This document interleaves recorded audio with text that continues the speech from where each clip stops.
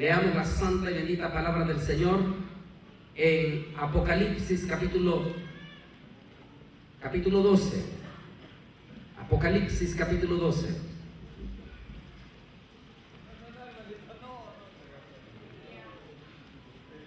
Alabado sea Dios. Apocalipsis capítulo 12, versículo 1 al 3 dice así la santa y bendita palabra del Señor. En el nombre del Padre, del Hijo y del Espíritu Santo. Apareció en el cielo una gran señal. Una mujer vestida del sol, con la luna debajo de sus pies, y sobre su cabeza una corona de 2 estrellas. Y estando encinta clamaba con dolores de parto, en la angustia de su alumbramiento. También apareció otra señal en el cielo. He aquí un gran dragón escarlata que tenía 7 cabezas y 10 cuernos, y en sus cabezas 7 diademas. Oremos. Amante Dios y Padre Celestial, estamos ante el gran trono de tu presencia para darte las infinitas gracias por esta santa y bendita palabra que hemos leído, para la honra y para la gloria de tu Hijo amado Jesucristo. Que su palabra, Señor, no regrese a usted vacía, sino que dé fruto para los corazones en esta tarde. En el nombre de Jesús te lo pedimos. Amén y amén. Pueden sentarse.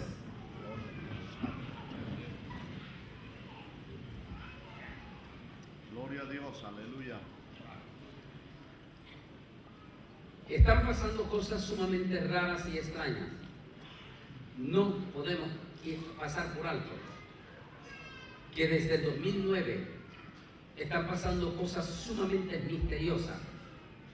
El 2009 comenzó con un escalofriante, con un terrorífico miedo a una crisis mundial de gran envergadura.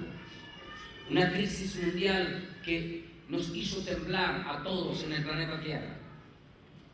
Esa crisis horripilante, espantosa, también se vio por un momento calmada con el surgimiento de una personalidad como líder mundial.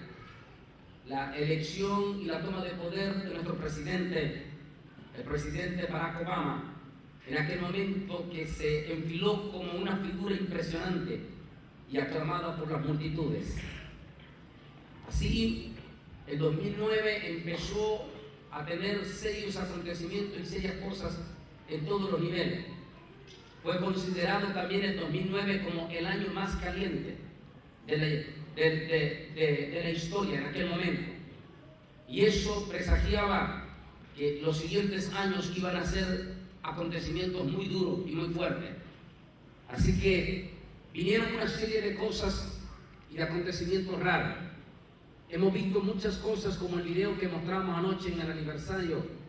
El tema que en este año se está manejando, uno de ellos en la más reciente semana, el fenómeno raro y extraño conocido como el fenómeno de los zombies. Y mostrábamos el caso del video y relacionamos esto a un tema que hace unos menos de 2 años lo grabamos, nos queda un poquito atrás, se llaman los 777, de los 7 sellos, las 7 trompetas y las 7 copas, y donde hay criaturas en las 7 trompetas que van a ser sueltas en el periodo de la gran tribulación. Algunos están pensando si esto que estamos viendo son síntomas de estas cosas, pero también entre todas esas cosas, como el desvío del eje giratorio de la Tierra, como el eje se ha desviado de su órbita.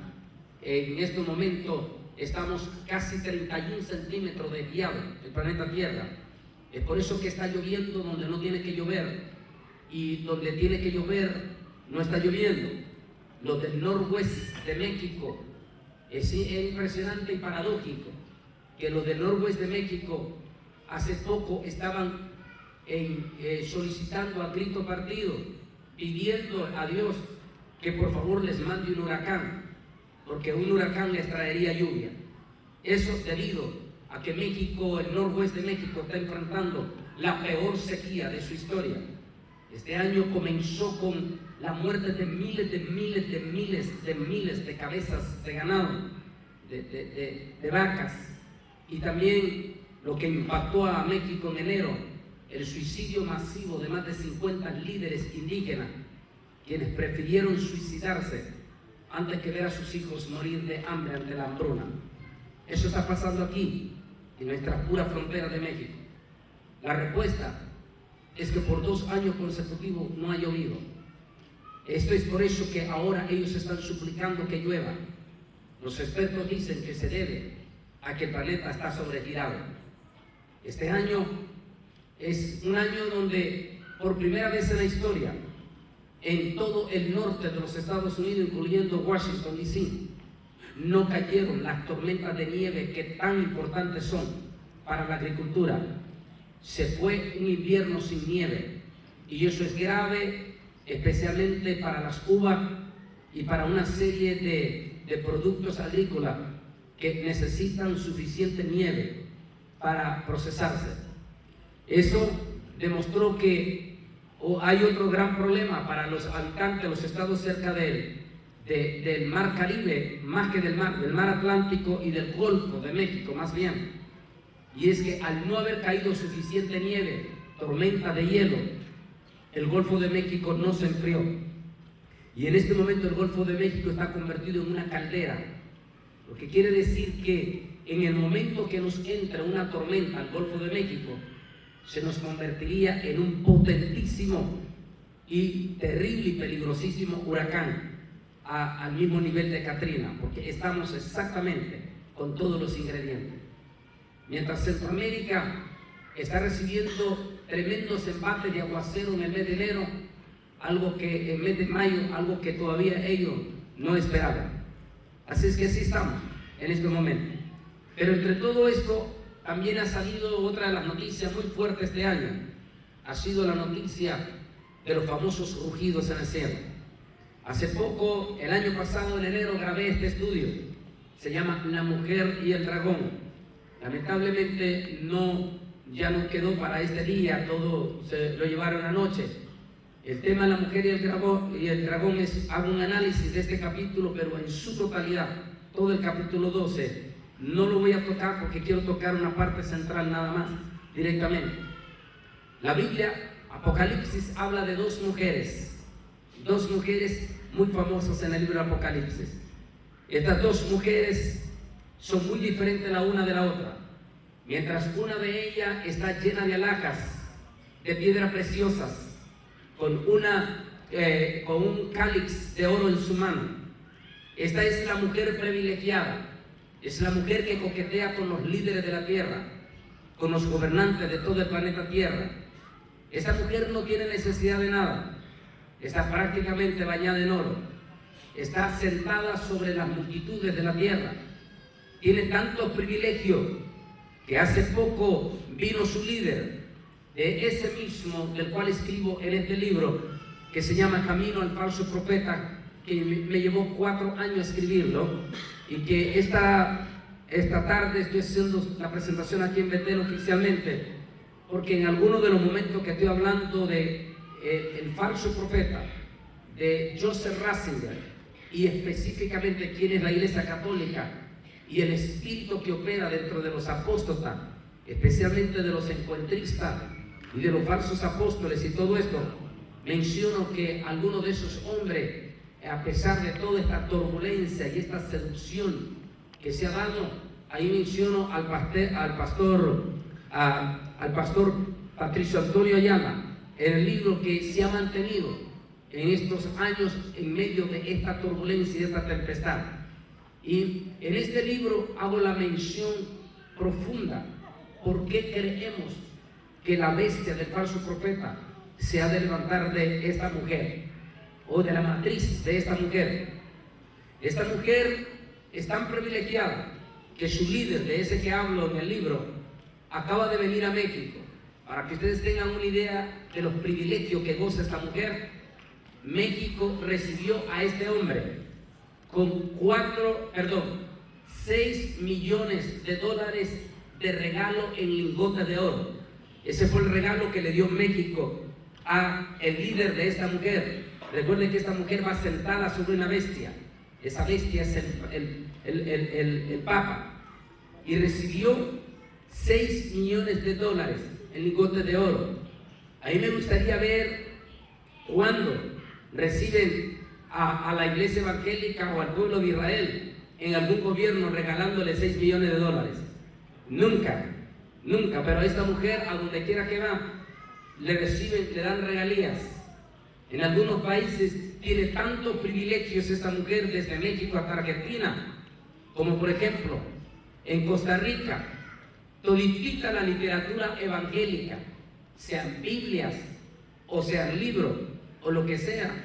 En Costa Rica las iglesias evangélicas tienen que pagar impuestos igual como una cantina, inclusive para meter Biblia, sociedades bíblicas, tiene que pagar impuestos en Costa Rica igual como se paga en una cantina. Sin embargo, en Costa Rica la iglesia católica tiene total y absoluto privilegio, a tal magnitud que los curas en Costa Rica pueden darse el lujazo, el derecho de pasar hablando las 24 horas por teléfono y el Estado paga por esas llamadas telefónicas.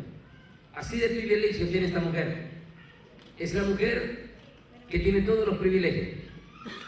Mientras esta mujer coquetea con los líderes del mundo, la otra mujer es la cenicienta del mundo.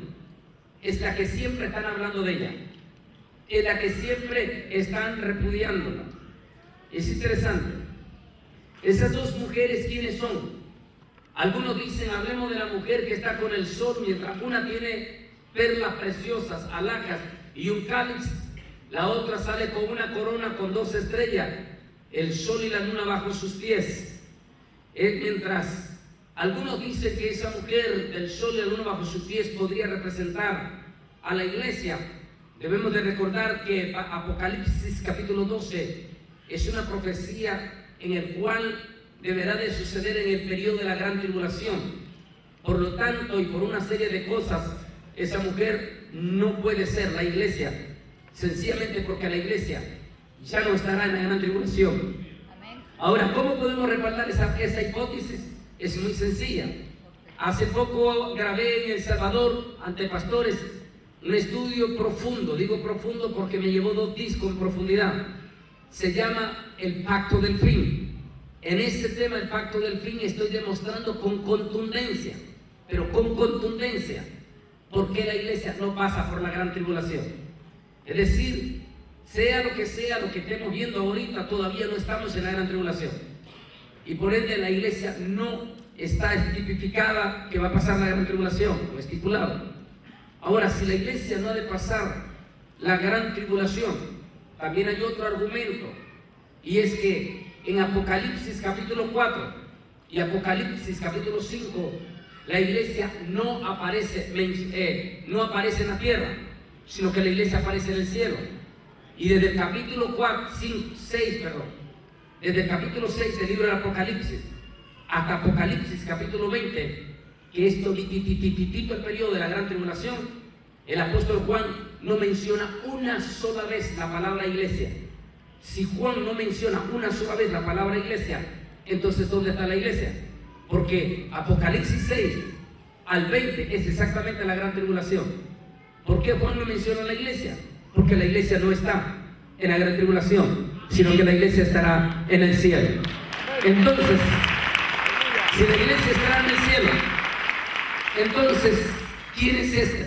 ¿Quién es esta mujer con el sol y la luna debajo de sus pies? Si no es la iglesia. Ineludiblemente se trata del pueblo de Israel, la nación judía, ese pueblo pequeño, ese pueblo compuesto por solamente 20.000 kilómetros cuadrados. Es pequeñito, tanto que en este noviembre su servidor está organizando un viaje que va a ser histórico por la razón de que lo vamos a hacer exactamente de punta a punta. Nos vamos a llevar exactamente desde la Galilea hasta el Mar Rojo. Vamos a hacerlo exactamente en su totalidad, donde nunca llevan a los peregrinos. Nunca, siempre solo lo llevan de la Galilea a Jerusalén y una bañadita al Mar Muerto. Esa es la mitad del territorio de Israel. Pero está la otra mitad, que es la gran historia, donde se desarrolló toda la historia del Antiguo Testamento. Y así de tan pequeñito, que nosotros vamos a hacer la gira en 12 días. Y esos 12 días, no solamente vamos a recorrer en su totalidad todo el territorio de Israel, sino que todavía vamos a tener chance de ir a la ciudad de Petra, ir al monte Nebo y pasar todo eso ahí, así de tan pequeño es. Ese pequeño país de 20.000 kilómetros cuadrados, con solo 64 años de independencia, ese país, esa nación chiquitita, es una nación extraordinaria, con grandes acontecimientos y grande historia impresionante. Ese país nos ha dado más beneficios que males. Hemos sido bendecidos a través de ese pequeño país en todos los niveles. De hecho, en el estudio que recomendábamos anoche, que se llama La Mujer y el Dragón, puse un documental de todo lo que el avance de Israel. Por ejemplo, el teléfono celular, la computadora, el sistema operativo, toda la tecnología que tenemos hoy en día es gracias a ese pueblo pequeño llamado Israel. Hasta el antivirus que tiene nuestra computadora fue inventado por este pueblo judío. Hasta la medicina común, que se conoce como la medicina genérica, que hoy es una de las más grandes bendiciones para nuestra humanidad, porque esa medicina genérica es mucho más barata y es la misma que la otra medicina. Fue inventada, fue traída por el pueblo de Israel, tal como lo decía el profeta, y sucederá que como fuisteis maldición, seréis bendición cuando yo os traiga de nuevo a la tierra para todas las naciones. Sin embargo, el mundo es cruel e injusto, y el mundo no está viendo lo que Dios ha hecho a través de ese pueblo, sino que siempre están buscando a ver qué error comete. Por ejemplo, si un niño palestino, ahora cuando digo niño palestino, entienda que no estamos hablando de un niño recién nacido, estoy hablando de la noticia paradójica que utiliza la prensa, porque siempre la prensa sale diciendo soldados israelíes le dan una paliza a niños palestinos, pero nunca le dicen al mundo entero que de esos niños que ellos están hablando son niños de 14 a 17 años, y que esos niños no vienen con confites a los soldados de Israel, sino que vienen con cuchillos y con bombas molotov encima de un soldado judío. Y ese soldado judío tiene dos opciones: dejar que ese niño de 14 a 17 años mate al soldado israelí, o que el soldado israelí se defienda. Y así está la prensa, inmediatamente con su ojo. Inmediatamente el soldado israelí se defiende de aquella multitud de jóvenes enfurecidos con cuchillos y con bombas. Entonces el soldado judío tiene que disparar. Inmediatamente la noticia en el mundo sale: soldados israelíes le disparan a niños palestinos. Y sale corriendo los presidentes del mundo en las Naciones Unidas a condenar a los judíos. Estos judíos que quebrantan los derechos humanos, estos judíos que rompen los derechos humanos de los pobrecitos palestinos. Así es la noticia. Pero qué interesante, esta es la hipocresía de las Naciones Unidas, esa corrupción de las Naciones Unidas. Siempre que Israel comete un pequeño error, sale corriendo el Consejo de Seguridad de Naciones Unidas a condenar a Israel. Sin embargo, Fidel Castro ha pasado quebrantando los derechos humanos por más de 50 años y todavía las Naciones Unidas no condena a Fidel Castro. Los países musulmanes asesinan abierta y descaradamente a nuestros evangélicos y no hay declaración de derechos humanos. Entre los últimos 6 años, 2,5 millones de nuestros hermanos evangélicos sudaneses han sido asesinados por los musulmanes. El más reciente de ellos, la masacre de cómo han quemado vivos a hombres, mujeres y niños, y los vimos en las imágenes, están inclusive en la internet, donde usted puede ver cómo los musulmanes están quemando a nuestros evangélicos vivos, en vivo, los están quemando, y no hay ninguna declaración. ¿A dónde está CNN? ¿A dónde está la CBS? ¿A dónde están todos los grandes noticieros? ¿Por qué no denuncian los crímenes de los musulmanes? No, para eso no hay ojos. Pero cuando una iglesia evangélica comete un error, o cuando Israel comete un error, sale inmediatamente toda la noticia. Eso es la realidad de lo que estamos viendo. Así es que por eso dice que Israel es la cenicienta, mientras la otra es halagada, exaltada por los líderes mundiales. Israel es la humillada, es la perseguida, es la calumniada. Israel. Así es que Israel tiene que ver con Apocalipsis 12. Pero Satanás odia a muerte a Israel. La odia. a esta nación. Así es que, igual que Satanás odia a la iglesia evangélica, a la iglesia verdadera, igual odia a Israel. Pero esto es muy importante que sepan. Y la nación judía, la Biblia dice que son dos pueblos de Dios, porque hay dos candelabros en el cielo. Zacarías dice que vio dos candelabros ardiendo en la presencia de Dios. Si solo es un pueblo, porque hay dos calendarios, porque son dos pueblos. Porque la ley de Dios dice que al fin del juicio final, Dios juzgará a las naciones y van a haber dos testigos van a enjuiciar a las naciones. Esos dos testigos es la iglesia y es Israel. No estoy hablando de los dos testigos de la gran tribulación, es esa parte, ese es el juicio de los dos prominentes testigos que Dios va a levantar para enfrentar a dos falsos testigos, al anticristo y al falso profeta en la gran tribulación. De hecho, nos quedan como unos 3 en la parte de atrás que se llaman los dos testigos, que es el gran combate final entre las dos bestias y los dos varonazos de Dios, que los tiene reservados para enfrentarlos cara a cara, frente a frente a esas dos bestias, esos dos hombres tremendos de la historia de la Biblia, un Moisés, un Elías. Pero yo estoy hablando del asunto de pueblo. Son dos pueblos. Esos dos pueblos tienen promesas muy diferentes el uno del otro, de manera que la Biblia no fue dividida accidentalmente. El Antiguo Testamento representa al pueblo de Israel. Las promesas del pueblo de Israel son muy distintas a las promesas de la iglesia. La iglesia no es considerada una nación. La iglesia es considerada un pueblo compuesto por todas las naciones del mundo. Por lo tanto, no se puede decir que la iglesia es una nación. De manera que las promesas para la iglesia son promesas espirituales.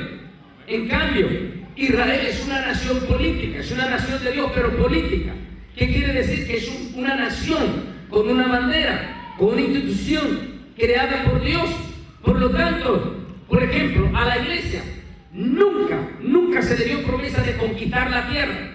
No hay un solo pasaje en la Biblia que diga que la iglesia fueron enviadas a conquistar territorios, países y naciones. No es cierto, porque la iglesia no es una nación política.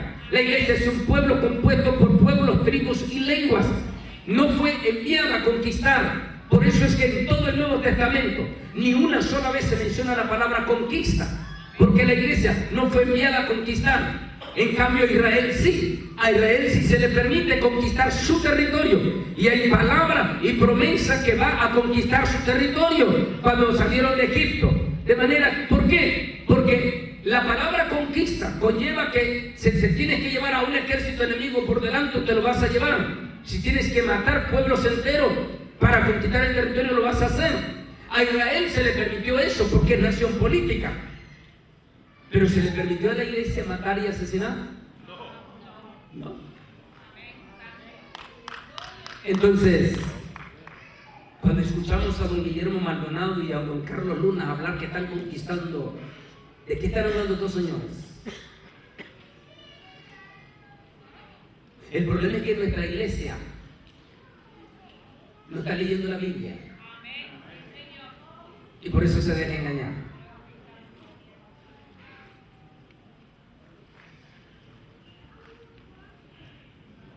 Y nuestro pueblo está así, está pasando esta crisis.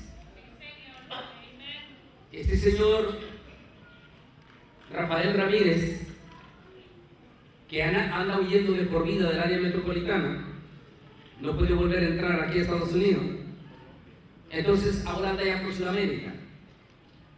Imagínense qué tristemente cómo está nuestro pueblo evangélico completamente ignorante en la palabra. Que este hombre les está predicando un mensaje y les está diciendo que cuando él tenía la iglesia aquí en Washington, una noche cayó aceite que recogieron 150 galones de aceite. Y toda la gente ahí, ¡wow! Y les está diciendo ahí en Colombia de que una noche cayó en la iglesia de aquí de Washington, cayó oro, pero no esquirla, sino lingotes de oro, que todos los de la iglesia recogieron lingotes de oro. Y la gente, ¡wow! ¿Por qué nuestra iglesia iglesia se está creyendo todo. Allá en Nicaragua le dicen que tremenda guayaba la que se está tirando ese.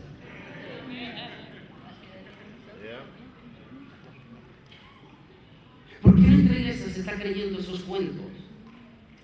Porque no está leyendo la Biblia.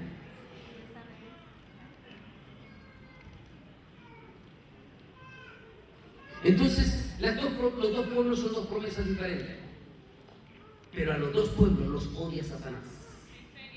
Y a los dos pueblos los ataca, los está atacando con toda su fuerza.